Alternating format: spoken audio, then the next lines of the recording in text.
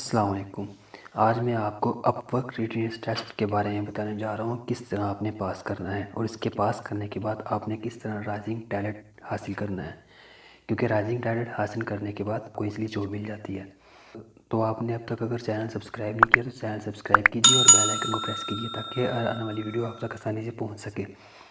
तो मैं उम्मीद करता हूँ कि आप ये वीडियो एंड तक लाजमी देखेंगे। वीडियो एंड तक देखेंगे तो आप इजीली अपवर्क टेस्ट पास कर सकते हैं। तो चलो अब हम अपनी वीडियो शुरू करते हैं।